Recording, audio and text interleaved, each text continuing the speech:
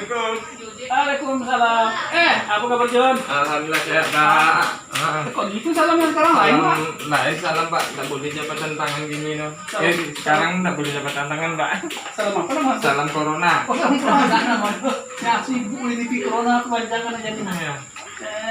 Lama-lama nanti mati gara-gara mikir corona jadi kayak gini kan. Itu ada dukun dekat rumah aku tuh yang jago obat segala macam obat tidak bisa dipakai untuk mengalau corona nih.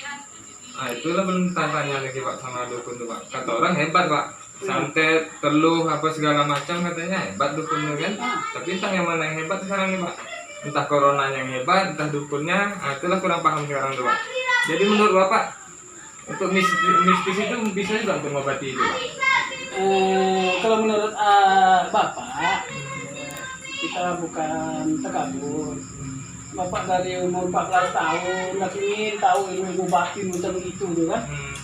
Dari umur 14 tahun, udah belajarlah sama guru-guru, sampai ke rambutan sana dari katanya orang pedalaman tuh, ya Bapak sampai ke naga ujung batu, darah pasir tengah malam lagi dari macam-macam ilmu yang disampaikannya.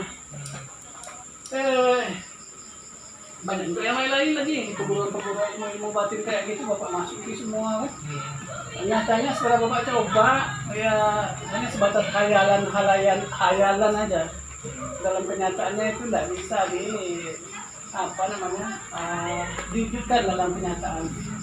Kadang-kadang orang berobat sama awal kebetulan sembuh dengan itu ya sembuh lah dia.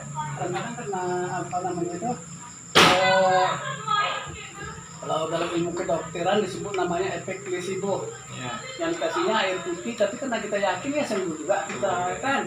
Jadi bukan karena kemampuan kebatinan daripada dukungan Bapak dan pelajari masalah ilmu seperti itu, ilmu kebatinan, ya termasuklah ilmu ya guna-guna, ilmu ya katakanlah santet seperti itu. Ujung-ujungnya omong kosong.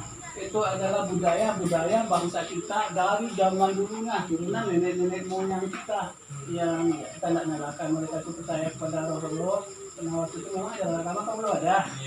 Jadi dengan rasa keyakinannya dia menganggap bahwa roh itu nanti bisa menghalau penyakit ini, menghalau penyakit itu, dan memanggil arwah-arwah yang sudah meninggal dengan dibakarin kemenyan segala macam.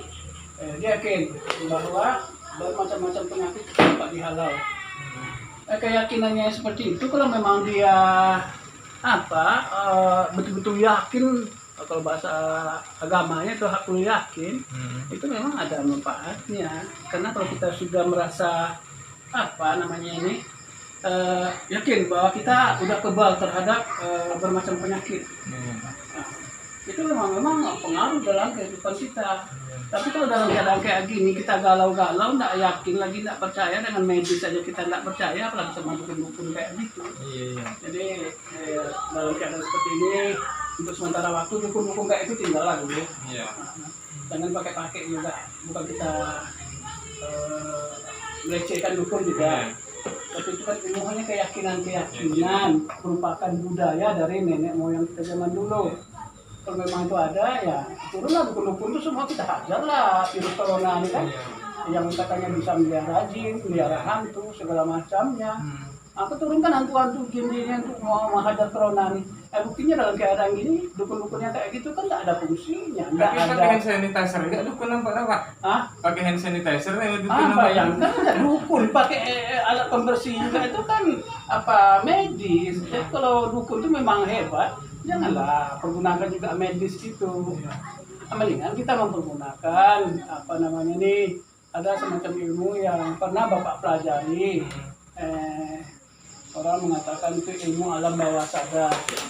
Nah kalau kayak gitu Bapak yakin, karena Bapak sudah pernah mempraktekkan semuanya, ilmu santet, ilmu pedukunan, ilmu keyakinan. Kemudian Bapak menyimpulkan bahwa ilmu santet, ilmu guna-guna, ilmu jampi-jampi, pelet-pelet segala macam, penglaris segala macam itu hanyalah budaya bangsa tukang menghayal.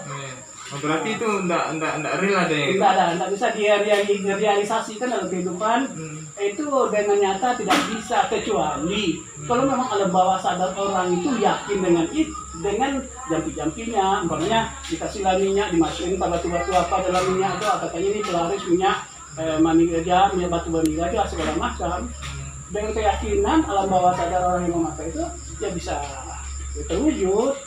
Nah, jadi bukan jampi-jampi, bukan penglaris, intinya balik kepada diri kita sendiri.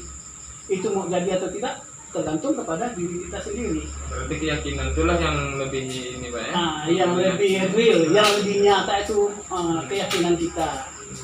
Nah, bagaimana caranya? Nah, kita mengaji secara ilmiah lah masalah keyakinan itu ya. Ya, keyakinan itu sebetulnya pengaruh dari pikiran kita. Pengaruh dari pikiran kita. Pikiran kita kalau kita pelajari melalui metode ilmiah, yang penemuannya juga ditemukan secara ilmiah oleh pakar-pakar alam bawah sadar atau psikologi gitu. Namanya saya tidak ingat siapa penemunya alam bawah sadar itu. Tapi setelah diuji coba secara ilmiah itu memang benar. Pikiran kita ini ada yang mengatakan dibagi 4 bagian. Yang pertama namanya beta. Pikiran itu ada istilah beta itu. Beta itu menunjukkan bahwa getaran pikiran kita itu dalam 1 detik itu dari ada yang mengatakan 14 ya, beda-beda. Ada 14 kali sampai 100 kali per detik bergetarnya. Nah di beta ini menimbulkan semacam was-was, rasa takut, cemas, curiga, buruk sangka, segala macamnya di situ. Di situ ada segala sesuatu hal yang penuh dengan tanda tanya. Jadi frekuensi yang 14 sampai 100 ini, katakanlah tadi alam pikiran kita yang 14 sampai 100 kali ini disebut namanya tadi beta ya.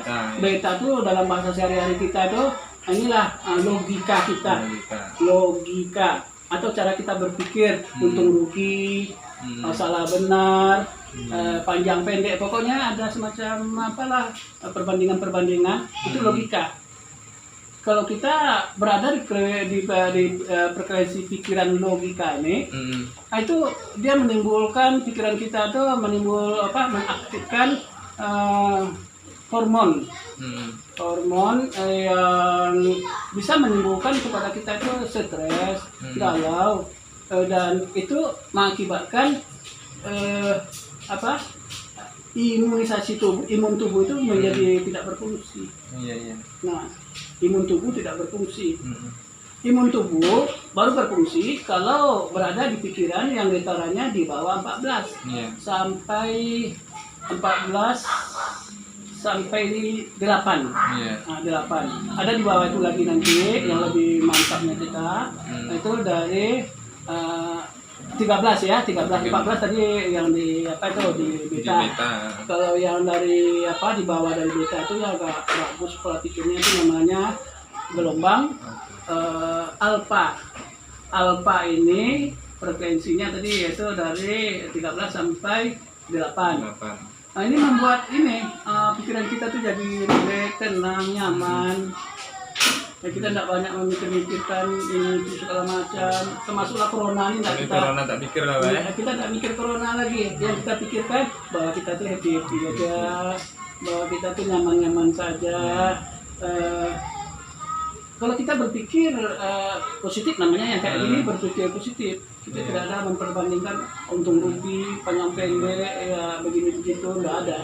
Nah, jadi kita hanya relax, enjoy aja, ya menghadapi permasalahan yang ada tuh dengan bukan masalahnya yang dipikirkan, tidak bukan virusnya ya. Kita hanya memikirkan, kita tidak memikirkan masalah. Coba kalau memikirkan masalah itu justru masalah muncul. Tapi kalau kita tidak pikirkan masalah, kita akan tenang, rileks.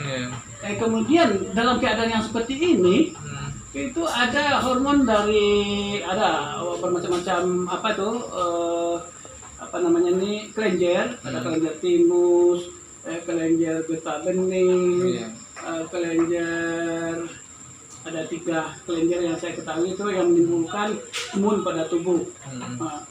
Apabila kita berada di rileks yang seperti ini, tidak banyak mikir apa-apa, tidak neko-neko, tidak khawatir, ya kita rileks aja lah. Kita berpikiran positif aja lah. Kalau kita berpikiran positif seperti ini, kita nggak mikir lah yang kayak di TV orang lagi ke sana, orang yang tinggi coronanya sampai ke kita mati. Ya ujungnya kalau kita berpikir mati ya mati kita. Tapi kalau kita relay ya corona lah itu. Aku nggak ngurus corona. Ujung-ujungnya coronanya nggak mau sama kita kan, nggak mampu kita karena imun tubuh kita itu muncul. Kalau kita relay, kita santai aja. Berarti imun tuh membentuk antibodi sendiri, Pak ya? Imun itu udah antibodi. Imun itu antibodi. Yang menyebabkan tuh ada yang menyebabkan timbulnya antibodi itu kan ada namanya kelenjar, kelenjar timus tuh di sini kita nih. Bila kita rileks tenang, dia ini menghasilkan antibodi. Sudah tuh ada kelenjar getah bening. Itu kadang kita ada bengkak ketiak kayak gitu kan. Itu lagi itu kadang sela-sela paha, ada bengkak kan. Itu dia lagi melakukan perlawanan terhadap virus-virus yang masuk ke badan. Tuh getah bening. Kalau satu lagi kelenjar timus. Itu dia membagikan seluruh anti kepada tubuh kita ini semuanya itu. Jadi dalam keadaan kayak gini nih kita nggak perlu mikirin dukun, nggak perlu mikirin makan obat. Mikir obat itu kalau karena kita takut, kita makan obat justru penyakitnya makin datang. Tapi kalau kita rileks aja, santai aja, jangan lupa ikuti aturan-aturan yang disebutkan di TV itu. Di rumah ya di rumah lah. Jangan ya nanti ada yang ngomong kan gini, takut sama corona. Enggak takut sama Tuhan, ngapain kita takut sama corona kan gitu. Kita harus takut sama Tuhan. Iya memang kita enggak perlu takut dengan corona, tapi jangan dijemput pula corona itu dengan memikir-mikir corona terus. Jatuh cinta corona itu sama kita nanti bisa dimakan kan.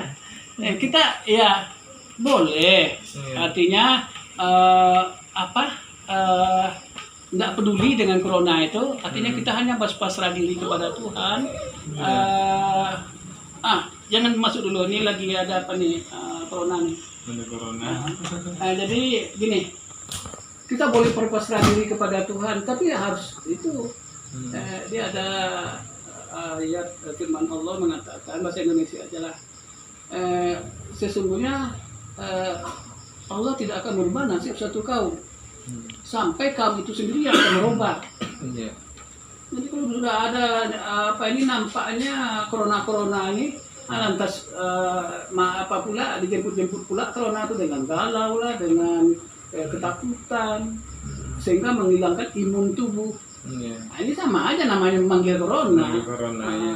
Umpama gini, ada air bah datang tuh, air bah datang.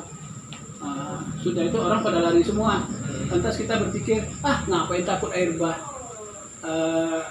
Kita hanya takut kepada Tuhan. Kalau Tuhan mengendaki kita mati, ya mati juga. Ujungnya apa ya? Mati kita. Mati ya.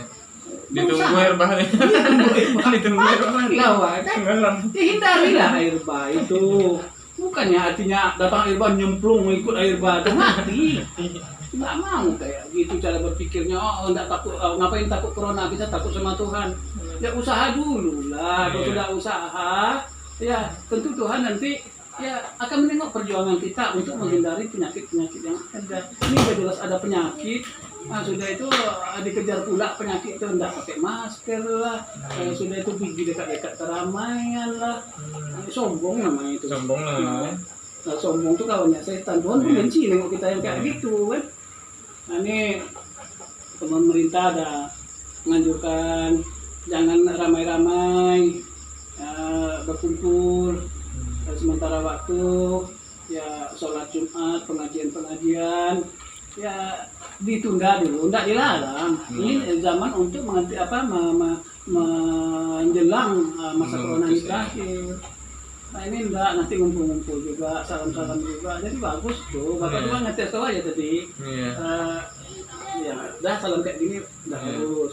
Tadi kalau disalam juga bapak juga ini tadi kan cuma ada nggak kesadaran tentang himbauan pemerintah ternyata ada. Nah, mudah-mudahan dengan perjuangan kayak gitu kita terhindar dari corona. Nah, jadi intinya untuk menghindarkan corona itu ya kita pertama tingkatkan imun tubuh.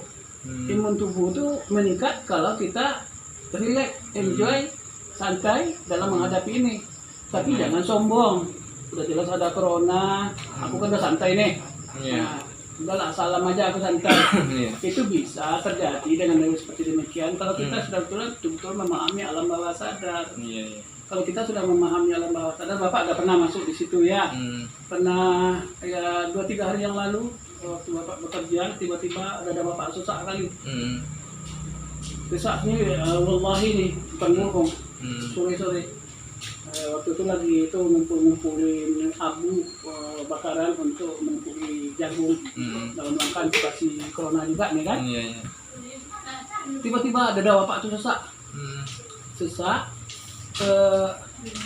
kayak gimana sakit sesak gimana di dalam nih. Jadi waktu itu Bapak ingat bahwa pikiran kita bisa mengantisipasi bermacam-macam penyakit dengan menolak penyakit yang datang itu. Ketika itu Bapak masuk ke prevensi yang tadi, prevensi yang apa tadi? Alpha. Kemudian juga Bapak sudah masuk ke yang di bawah itu lagi dari 7 sampai 3. Ada theta namanya itu. Di bawah alpha ada theta. Kalau kita ada di theta itu imun tubuh kita tuh udah maksimal itu. Dan kalau kita berpikir di situ dengan rileks dan segala macam, kita berbicara tubuhku aku yang punya, bukan penyakit keluar. Seolah kita berbicara kepada yang sakit itu untuk dia suruh pikir dan kita katakan tidak ada sakit. Berarti ada dokter di diri sendiri itu Pak ya? Itu dia kayaknya kita paham juga nih masalah alam bawah sadar nih. Di dalam tubuh kita ini ada sumber virus yang lebih parah daripada corona itu. Kalau kita ciptakan di alam bawah sadar, kalau di logika nggak bisa ya, di logika itu nggak ada. Tapi virus yang lebih parah daripada corona ini bisa kita ciptakan di alam bawah sadar kita. Kalau kita selalu mikirkan corona, nanti akan tercipta corona duplikasi. Padahal kita nih kemarin 2 malam yang lalu juga aku nonton di TV nih, seorang dokter dengan psikiater diwawancara kalau nggak salah di TV1 itu, nama dokternya aku lupa. Jadi setelah dicek ada seorang pasien yang datang, gejala aku pilek, aku panas, aku batuk-batuk. Waktu datang ke dokter umum, ya seperti itu. Tapi setelah dicek dia negatif. Kemudian oleh dokter umum dikirim ke dokter psikiater ini ahli bagian jiwa nih ya, psikolog. Jadi setelah diselidiki, setelah ditinjau, setelah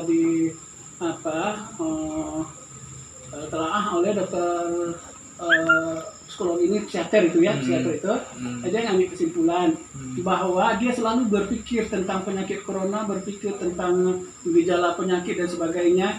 Ujung-ujungnya terciptalah corona duplikasi alam bawah sadarnya. Karena dibayang-bayangi sendiri. Dibayang-bayangi. Nah, kalau kita membayang-bayangi itu justru alam bawah sadar kita menciptakan virus. Seperti apa yang dia dengar di TV, seperti apa yang dia tahu, virus itu menjadi dalam dirinya, tapi bentuk duplikasi alam bawah sadar. Kalau diselidiki secara ilmiah, penyakit itu tidak ada, tapi dalam jiwanya, dalam alam bawah sadarnya, penyakit itu wujud menjadi suatu realita dalam kehidupannya. Mungkin karena dia batuk, Pak, aku kena corona nih, mungkin itu tuh Pak ya. Betul. Nah, jadi dia mikir aku kena corona, badanku panas. Badan kita kalau sudah kita berbicara di alam bawah sadar, badanku panas, betul-betul jadi panas benaran. Jadi panas sama kayak corona itu. Kalau bagian dari tubuh kita yang berfungsi di alam bawah sadar itu mengatakan panas, tubuh kita jadi panas. Sama aja dalam keadaan sakit. Katakanlah penyakit demam berdarah atau yang panas tinggi itu kan? Iya, step ini. Step demam berdarah. Kalau step itu kan dia kejang-kejang itu ya. Kena panas tinggi baru timbul step ya. badannya panas. Padahal yang itu yang disuntikkan sama nyamuk apa namanya Aedes itu, aegypti. Aedes aegypti namanya itu. Tapi itu bukan bukan api, tapi badannya panas karena zat yang dikirim ke tubuh itu akan merangsang kelenjar-kelenjar dan hormon yang ada itu menciptakan suhu tubuh yang panas. Untuk melawan bakteri tadi Pak ya?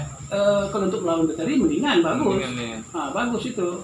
Kalau ada suhu badan kita panas, itu kena perlawanan daya tahan tubuh kita terhadap bakteri bagus. Ini kalau sudah kita yang lainnya lagi nih, ada bagian dari tubuh kita di alam bawah sadar tuh kalau kita katakan panas, tubuh kita betul-betul menjadi panas. Menjadi panas. Nah, jadi panas. Itu kalau tidak terkontrol ya itulah ya jadi corona duplikasi dalam alam bawah sadar kita. Tapi kalau kita bisa kontrol kayak ahli-ahli itu pernah Bapak tengok di YouTube, itu bagian tubuhnya kadang-kadang tangannya dipegang kaget begitu panasnya, dia sendiri tidak merasakan. Itu ada semacam aliran ilmu pengendalian panas dalam tubuh itu ya. Itu bukan ilmu santet ya Pak? Itu bukan santet, itu aliran dari yoga atau apa tuh ya. Saya tidak mempelajari yoga, tidak saya pelajari. Yang saya pelajari ilmu alam bawah sadar, katakanlah ya dasar-dasar dari ilmu untuk hipnoterapi. Nah, itu kan ya memanfaatkan atau mengendalikan alam bawah sadar kita, pikiran kita yang bergetar dari 13 sampai 3 tadi ya, berarti gelombang theta dan alpha dan theta ya. Nah, itu kalau kita sudah berada di sana, kayaknya tubuh kita itu kalau kita udah biasa, kita bisa perintahkan pikiran kita itu untuk menghalau bermacam-macam penyakit. Saya udah pernah coba, kalau udah sering, termasuklah tadi ada semacam sakit di dada, kayak apakah itu masuk angin. Kalau orang mungkin dikatakan itu kena santet lah itu mungkin kan. Tapi saya tidak peduli mau santet, mau angin, mau hantu belau, mau virus. Yang penting tubuh aku jangan kalian kuasai, pikir keluar. Tapi berbicara itu jangan dengan pikiran logika, berbicara dengan pikiran di bawah theta, yang tinggi alpha dan theta. Nah, itu kalau kita menggunakan frekuensi itu, nah itu kayaknya tubuh kita ini betul-betul kalau kita suruh keluar apa yang sakit itu keluar, tidak terasa. Dulu pernah kaki Bapak di sini bawa ini bibit tanaman yang berat satu polybagnya itu udah mau 2 kilo, tanahnya di dalam sudah itu muatannya 12 di keranjang kiri, 12 keranjang Honda. Kemudian Honda masuk lubang, ditimpalah kaki Bapak sama ininya stand Honda itu. Ya, dengan usaha yang maksimal, Hondanya bisa didirikan, kaki terlepas, tapi sudah mencekam ke dalam. Pada hakikatnya kalau ditengok situ mungkin ya setidak-tidaknya malam jadi demam. Tengok kan sama si Yayan itu kan.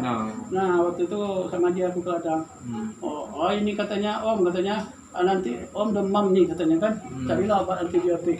Tapi kena keyakinan aku enggak akan demam, besok aja udah sembuh semua. Menciptakan antibiotik sendiri. Nah, kita ciptakan antibiotik dan memang itu bukannya jangan ke demam atau sakit, bengkak pun besok enggak ada. Itu tanya sama Yayan itu.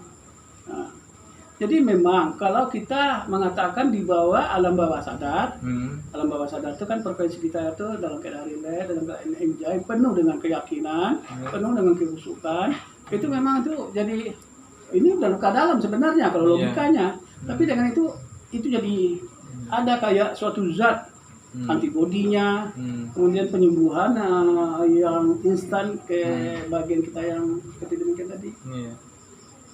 Jadi dalam keadaan corona yang kayak gini nih, obatnya serba susah, masker serba nggak ada. Yang penting jangan sombong dengan takabur kita. Kalau di rumah ya di rumah aja, kena masker nggak ada, nggak usah ramai-ramai. Kemudian yakinlah pada diri kita bahwa di dalam tubuh kita nih sumber segala penyakit itu ada, sumber dari obat itu ada. Hakikatnya yang menyebabkan timbul penyakit itu pikiran kita, yang akan mengobat penyakit itu juga pikiran kita, termasuk penyakit dari luar. Itu kan kayak fisik tuh, kayak tadi ada angin masuk, entah santet entah apa itu, aku nggak peduli itu. Ya, saya nggak terima. Akhirnya ya yang ini seketika beda ya, yang waktu kaki ketimpa itu semalaman juga, baru netral kembali kayak semula. Tuh. Jadi tubuh kita itu adalah dokter yang luar biasa. Tubuh kita itu adalah virus yang lebih panas daripada corona. Pergunakan itu. Kita mampu gunakan pikiran yang menimbulkan penyakit, masuklah ke alam yang logika tadi ya, yang mulai dari getar 14 sampai 100 kali itu ya, yang sampai 100 itu lah masuk juga gelombang gamma namanya itu. Itu semua imun tubuh habis dibuatnya itu. Apapun sedikit aja.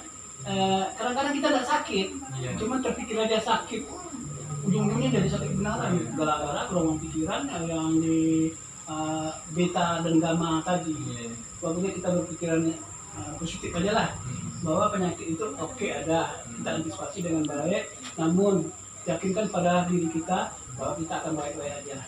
Insya Allah imun tubuh akan terjadi, dan kalau yang lebih bagusnya lagi, kuasai pola pikir kita, bisa untuk langsung menolak dari wabah-wabah yang ada.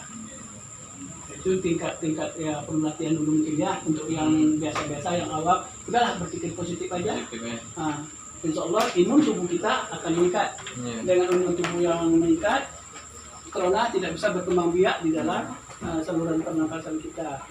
Kemudian ya coba boleh yakinkan, seperti kita berdoa kepada Tuhan, berbicara gitu. Ya boleh kita, ya Allah ya Tuhan, terus corona itu tidak ada pengaruh kepadaku. Boleh lebih kuasa daripada segala-galanya. Kalau kita yakin dengan yang seperti itu, pakai itu. Tapi jangan di mulut aja, ya Allah ya Tuhan, coronanya jangan kau timpakan padaku ya Allah, nggak main. Dari pandangan mata kita, dari apa kita tuh nampak. Dan ada juga aku tengok di TV itu sampai nangis-nangis, ya Allah ya Tuhan, ampunkan kami ya Tuhan. Itu kan mikir untung rugi, udah kayak gini nangis-nangis minta dilindungi. Waktu baik-baik sholat pun nggak mau. Nah itu doa dari terima Tuhan. Coronanya makin datang, kena khawatir. Kalau orang berdoa dengan menggunakan lama sadar itu dia rileks. Ya Allah ya Tuhan, Kau Maha Kuasa, seluruh kehendak-Mu akan terjadi. Dan aku yakin terus corona tidak ada pengaruh dalam diriku. Aku akan sehat aja ya Allah. Amin. Kalau kita berdoa dengan khusyuk, ada di alam bawah sadar, doa itu akan jadi obat. Tapi jangan kena ketakutan, nangis-nangis, enggak bakal, doa itu enggak. Apalagi orang sombong, ramai-ramai, ngapain takut sama corona? Kita harus takut sama Tuhan. Yuk ramai-ramai berdoa di masjid. Ya insya Allah semuanya kena corona. Kita berdoain ya. Permasalahannya kita di sana kan takabur jadinya. Takabur itu Allah tidak suka dengan orang takabur. Ya berusaha kita hindarin corona. Mudah-mudahan seluruh bangsa kita, seluruh ya dunia, ya sok-sok putlah kayak orang yang butuh. Tapi setidak-tidaknya itu pernah saya rasakan. Saya tidak mau nyombong suruh corona masuk ke saya, ya enggak ya. Tapi kalau dukun santet, ya dukun santet, dukun guna-guna, silakan guna-guna saya nih. Airul Muklis namanya, tinggal di Palas, Kecamatan Rumbai. Ada dukun santet, di mana ada santetin saya. Karena saya mengatakan santet itu tidak ada guna untuk tubuh saya. Tubuh saya yang punya. Dukun santet tidak punya kuasa di tubuh saya. Gitu juga corona, tidak punya kuasa di tubuh saya. Saya punya kuasa di tubuh saya. Insya Allah corona, penyakit-penyakit segala macamnya ya bebas dari tubuh.